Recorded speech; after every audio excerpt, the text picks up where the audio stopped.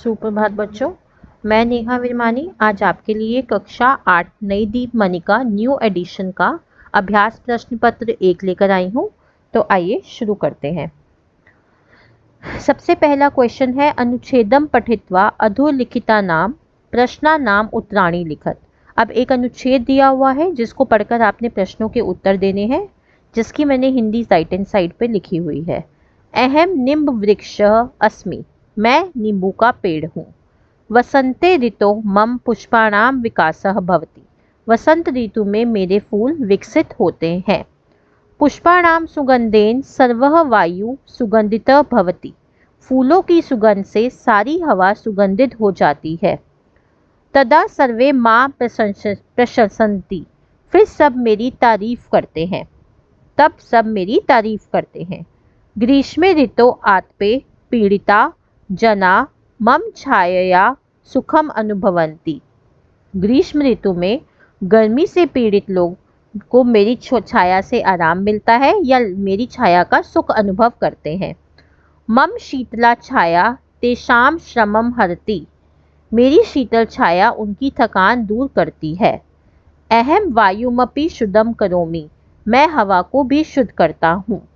अतएव सज्जनाः मां स्थाने स्थाने रोपयन्ति, इसीलिए सज्जन लोग मुझे जगह जगह रोपित करते हैं, लगाते हैं। अब एक पदेन उत्तर देना है।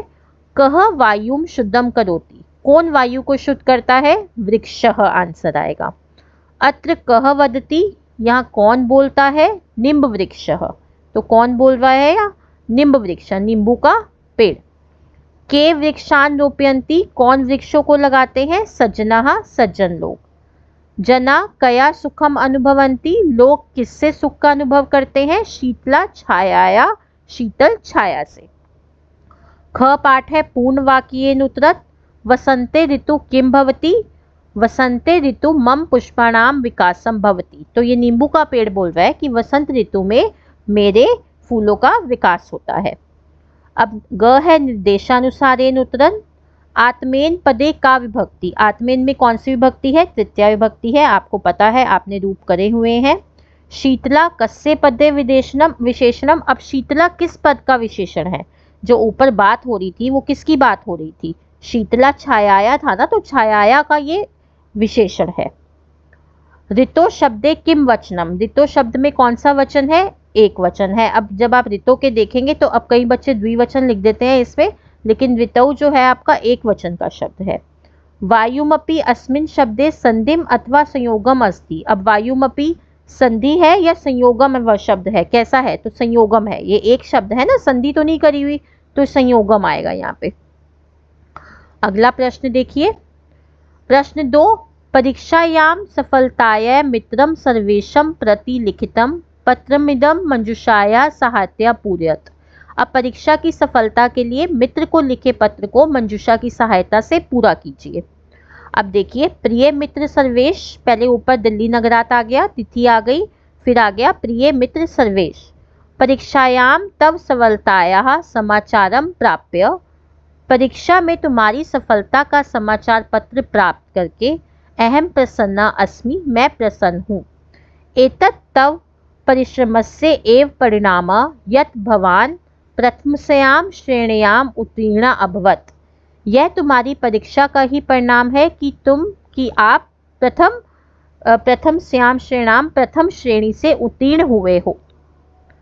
आशास्मे भवान अग्रिमे वर्षे, आशा है करता हूँ कि आप आने वाले वर्ष में अपि भी एतादृशम एव परीक्षा फलम लप्स्यते, ऐसा ही परीक्षा फल प्राप्त करेंगे।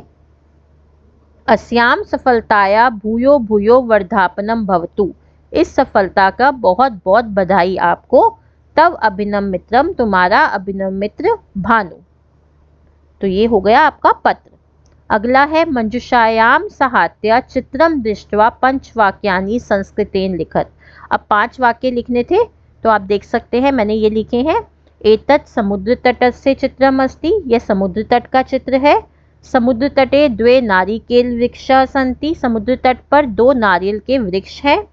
बालकाः कन्दुकेन क्रीडन्ति, बालक गेंद से खेल रहे हैं।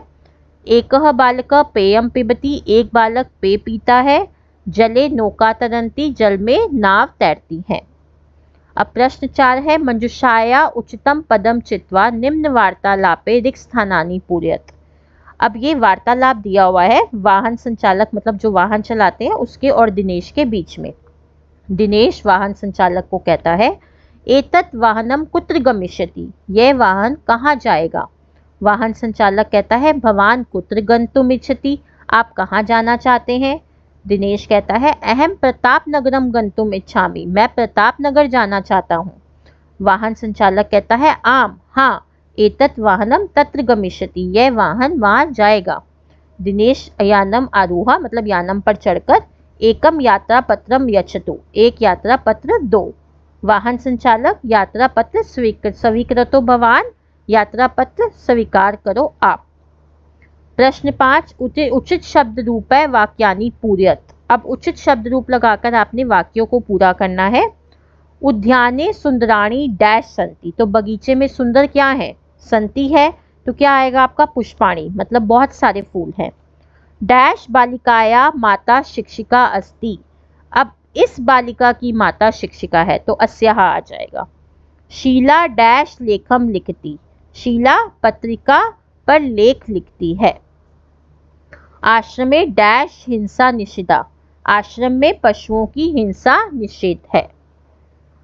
प्रश्न 6, उचित तथा धातु रूप है वाक्यानि पूरयत। अब धातु रूप से वाक्य पूरे करने हैं। पहला है अहम भोजनम, अब अहम के साथ क्या आएगा, खादामी, मैं भोजन खाता हूँ। त्वम गुरुम नस्यसि, तुम गुरु को नमस्कार करोगे। सैनिकाः देशम, सैनिकों को देश की रक्षा करनी चाहिए। वयम सदा सत्यम अवदाम, हम सब सदा सत्य बोले, या हम सब ने सदा सत्य बोला। तो ये हो गया आपका प्रश्न 6। प्रश्न 7 है, उचित कर्ता पदेन वाक्यानि पूरयत। डैश गृहम गच्छेतम, अब गच्छेतम है तो गच्छेतम के साथ क्या आएगा आपका, युवाम आएगा। डैश स्व कार्यम कुर्याम, अब कुर्याम के साथ आपका क्या आता है, अहम आता है। डैश अत्र तिष्ठत, अब तिष्ठत के साथ तऊ आएगा। डैश फलानी खादंतु, खादंतु के साथ ते आएगा। तो आपने क्रिया को देखते हुए कर्ता लगाना है। प्रश्न 8, संधि छेदम कुरुत। वार्षिकोत्सवा, वार्षिक जमा उत्सवा। नायक, नय जमा अक। महोत्सवा, महाजमा उत्सवा। पश्येदम, पश्य जमा इदम। सूर्यास्ते, सूर्य जमा अस्ते। महौषधि, महाजमा औषधि। प्रश्न 9 है, उचित है अव्यय रिक्स्थानानि पूरयत। अब अव्यय लिखे हुए हैं उनसे रिक्स्थान भरने हैं। ईश्वर सर्वत्र अस्ति, ईश्वर सब जगह है। पुरा कंस नाम नृप आसीत, पहले कंस नाम का राजा था। कच्छप शनैः गच्छति, कछुआ धीरे जाता है। कक्षायाम छात्राः ऊंचै वदन्ति, कक्षा में छात्र ऊंचा बोलते हैं, जोर से बोलते हैं। प्रश्न 10, प्रकृति प्रत्यय विभागम कुरुत। अब प्रत्यय और प्रकृति अलग अलग करने हैं। प्रविश्य में आपका प्र उपसर्ग है, विष धातु है, ल्यप प्रत्यय है। हसित्वा में हस धातु है, कत्वा प्रत्यय है। खादित में खाद धातु है, कत प्रत्यय है। अगला देखिए, दृष्टवान में दृष्ट धातु है, कत्वतु प्रत्यय है। कर्तव्य में क्री धातु है, तव्यत प्रत्यय है। आगम्य में आपका आ उपसर्ग है, गम धातु है, ल्यप प्रत्यय है। 11th क्वेश्चन देखिए, उचित विभक्ति प्रयोगम कृत्वा वाक्यानि पूरयत। अब विभक्ति, उचित विभक्ति लगा के आपने वाक्यों को पूरा करना है। बालक डैश पठिष्यति, बालक पुस्तक को पढ़ेगा तो पुस्तकम आ जाएगा। डैश उभयता वृक्षा संति, अब उभयता के योग में आपकी द्वितीय विभक्ति आती है तो मार्गम आ गया कि मार्गम उभयता वृक्षा संति। पिता डैश क्रुध्यति, अब क्रुद्ध के युग में आपकी चतुर्थी विभक्ति आएगी तो अब पुत्राय आ जाएगा आपका। डैश विना सुखम ना अस्ति, अब विना के योग में हमने यहाँ द्वितीय विभक्ति लगाई है तो यहाँ आ जाएगा श्रमम विना सुखम ना अस्ति। प्रश्न 12 है, संस्कृतेन अनुवादम कुरुत। वे लड़कियां लेख लिखें। ते बालाः लेखानि लिखेयु। सदा सत्य और मधुर बोलना चाहिए। सदा सत्यम मधुरम च वदेत। लोभ सभी पापों का कारण है। लोभः सर्वेषां पापानां कारणम् अस्ति। हम श्रीनगर घूमने के लिए जाएंगे। वयं श्रीनगरं भ्रमणाय गमिष्यामः। 3 और 7 10 होते हैं। 3 सप्त च 10 भवन्ति। अब प्रश्न 13 देखिए, विशेषण पदानि शुदानि कृत्वा वाक्यानि पुनर्लिखत। अब देखिए यहाँ लिखा हुआ है तत्र द्वौ बालिके गच्छत। अब बालिके के साथ द्वौ तो नहीं आएगा, द्वे आएगा। अहम अस्य विद्यालये पठामि। अब मैं अब विद्यालय में आपकी देखा जाए तो सप्तमी विभक्ति है, तो अस्य नहीं आएगा ना, अस्मिन आएगा। उसमें भी तो सप्तमी विभक्ति आएगी, विशेषण विशेषण में सेम विभक्ति आती है, तो यहाँ आ गया अस्मिन अस्मिन। प्रश्न 14 वाक्यानि शुद्धानि कुरुत। भवान मंदिरम। अब भवान के साथ गच्छसि नहीं आएगा, गच्छति आएगा। रामः पुस्तकम। अब रामः भी एक राम की बात हो रही है, तो पठन्ति नहीं पठती आएगा। प्रश्न 15 है आपका गद्यांश पठित्वा प्रदत्त प्रश्नानाम उत्तराणि लिखत। अब पद्यांश को पढ़ के आपने प्रश्नों के उत्तर देने हैं।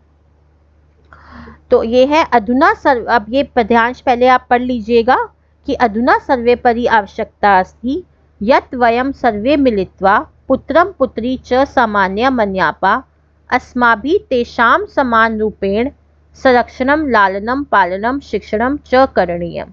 अब हम सबकी आवश्यकता है, सबसे पहले आवश्यकता है कि हम सब मिलके पुत्र और पुत्री को समान माने और उनको समान रूप से संरक्षण लालन पालन और शिक्षण करें।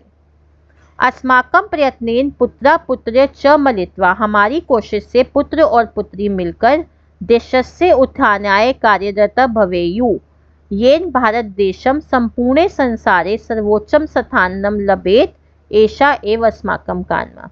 हमारे प्रयत्न से पुत्र और पुत्री मिलकर देश की उत्थान के लिए कार्य करें, जिससे भारत देश को सारे संसार में सर्वोच्च स्थान प्राप्त हो। यह ही हमारी कामना है। अब एक पद में उत्तर देना है। केन पुत्री पालियेत। कैसे पुत्री को पालना चाहिए? समान रूपेण, समान रूप से। पुत्रेण सदृशम काम अपि पाठयेत। पुत्र को किसके समान, पुत्र के समान किसको पढ़ाना चाहिए? पुत्री को। सर्वे मिलित्वा कौ समानो मन्येम। सभी को मिलकर किसको समान मानना चाहिए? पुत्रम पुत्रीम च। प्रयत्नेन कस्य उत्थानम भविष्यति। प्रयत्न से किसका उन्नति होगी, किसका उत्थान होगा? देशस्य, देश की। पूर्ण वाक्यन है अस्माभि समान रूपेण किम करणीयम। हमें समान रूप से क्या करना चाहिए? हमें समान रूप से पुत्री का संरक्षण लालन पालन शिक्षण करना चाहिए। ये मैंने संस्कृत में आपका लिख दिया। निर्देशानुसारेण उत्तरत भवेयु इति पदे क लकारा। तो भवेयु में आपका विधिलिंग लकार है। मिलित्वा पदे क प्रत्यय। मिलित्वा में आपका कत्वा प्रत्यय है। देशस्य पदे का विभक्ति। देशस्य में आपकी षष्ठी विभक्ति है। संपूर्ण संसारे में विशेषण और विशेष्य लग करना है। संपूर्ण आपका विशेषण है और संसारे आपका विशेष्य है। 16वां क्वेश्चन है पदांशम पठित्वा प्रश्नानाम उत्तराणि लिखत। अब पदांश को पढ़ के उसके उत्तर लिखने हैं। पहले देख लीजिए। विचरती आकाशे न तु वायुयानम मास भोजी न भृगाद्रिराज दूरदृष्टा न च योगीराज कथ्य क एषः अति तीव्रगामी। अब इसके क्वेश्चंस देखिए क्या है। आकाशे किम विचरती। आकाश में क्या घूमता है? वायुयानम। कथ्य क एषः तीव्रगामी। कहो कौन है ये तीव्रगामी? तो शयेना। शयेना मतलब बाज। बाज को बोला गया ना तीव्रगामी। मृगाधिराज किम भोजी। मृगाधिराज क्या भोजी है? मांस भोजी है। योगी राज कीदृश भवति। योगी राज कैसा होता है? दूरदृष्टा, दूरदृष्टि रखने वाला। ख पाठ है निर्देशानुसारेण उत्तरत। आकाशे अत्र का विभक्ति किम वचनम। आकाश में आपका सप्तमी विभक्ति है, एक वचन है। कथ्य अत्र क पुरुष च लकारा मध्यम पुरुष है, लोट लकार है। प्रश्न 17 है एक पदेन उत्तरत। हिंदी भाषायाम भारतस्य संविधानम केम अलिखत। हिंदी भाषायाम में भारत का संविधान किसने लिखा? भट्टय सैनिकों ने। ब्राह्मणपुत्रा मार्गे किम अपश्यन। ब्राह्मणपुत्र ने मार्ग में क्या देखा? अस्थिनी, हड्डियां। दानात किम प्राप्यते। दानात से क्या प्राप्त होता है? गौरवम।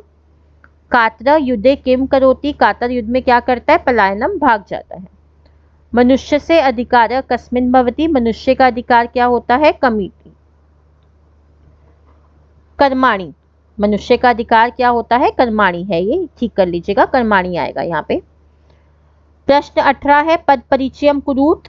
आतपेन में आपका आतप मूल शब्द है, नपुंसक लिंग है, तृतीय विभक्ति है, एक वचन है। एकस्मिन में एक मूल शब्द है, पुल्लिंग और नपुंसक लिंग है, सप्तमी विभक्ति है, एक वचन है। युष्माकम में युष्मद मूल शब्द है, पुल्लिंग और स्त्रीलिंग दोनों में युष्माकम आता है, षष्ठी विभक्ति बहुवचन। कुकुरा में आपका कुकर मूल शब्द, पुल्लिंग, तृतीय विभक्ति बहुवचन। आपणेशु में आपण मूल शब्द, नपुंसक लिंग, सप्तमी विभक्ति बहुवचन।